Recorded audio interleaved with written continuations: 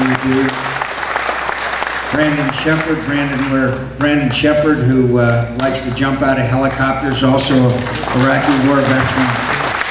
Thank you, Brandon. And John Turner, who remains on active duty, remains in service to our country, is also an Iraqi war veteran. Thank you here. Mike Cronin, who also we had spent some time in prison with together long ago, and thank you, Mike, for being here. And thank you, Mike.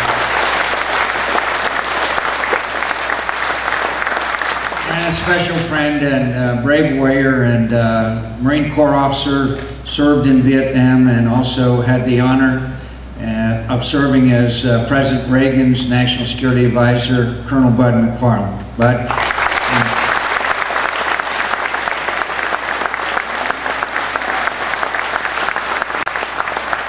I'd also like to thank Eldon and Regina Roth, who are hosts. Thank you, Eldon and Regina, wherever you might be. Thank you. Thank you, sir. Thank you for your hospitality, and thank you very much, Regina, as well. But would you like to just make a couple of comments here real quick? I have to tell you, it's truly humbling to be on the same platform with Bud Day, John McCain, Orson Swindle, people who have served our country beyond any conceivable call of duty. I had the blessing of working 9 years in the White House, and in those times you come away with a sense of what it takes to really be a good president. President Reagan, we had somebody with political courage beyond measure, somebody who would overturned 35 years of strategy that was based upon the ability to destroy the whole planet and say, I don't think this is moral. And at the end of the day, he ended the Cold War, brought down Marxism, reduced nuclear weapons for the first time in history. That took political courage. Everybody in the United States Senate said he was wrong, and everybody in the House except John McCain. Margaret Thatcher said he was wrong, and Reagan said, I'm going to do this. I underscore that because it's the measure of what it takes to be a great president. Courage, to go against the grain, to do what Bud Day just said that John's been doing for the past more than 20 years in public life. Standing up for what's right, criticizing the Pentagon when it's wrong, criticizing the president when he hasn't got the right strategy or enough troops.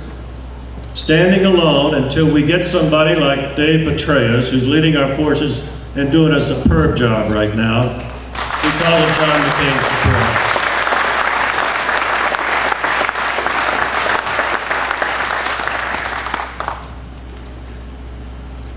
There are a lot of people who aspire to be president.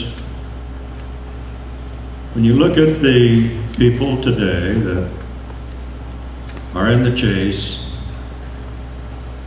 you try to find anyone there that's had the testing personally, anyone who's had the courage to go against the leadership of the party,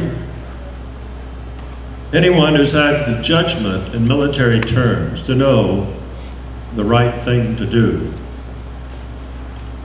And notwithstanding whoever might disagree in the cabinet, he stood up for what's right. And he'll do it every time.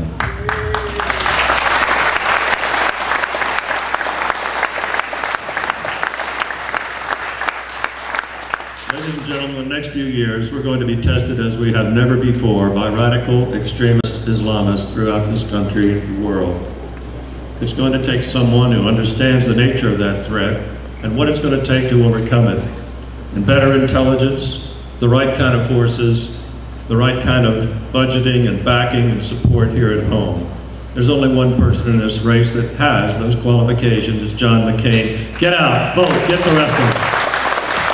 Thank you. Thank you, Bud.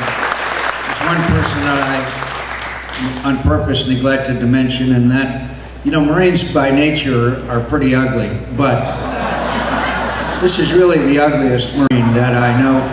Colonel Orson Swindle, who spent many years in a prison camp and was also one of our inspirations, among many other experiences that Orson doesn't talk about, is one time he was chained to a stool for 14 days. Never gave a thing. Never gave a thing. Thank you, Orson Swindle, for your heroism. My friends, just a second about Orson Swindle. Now, Orson held John up for a very long time. They were my communicators, and we had a high window. And the only way we could get anyone to up where anyone could see was for Orson to hold McCain on his shoulders. So Orson would go down, John would get on his shoulders, and then John would sign language to the room next door. So I want you to know that Orson's been holding John up forever.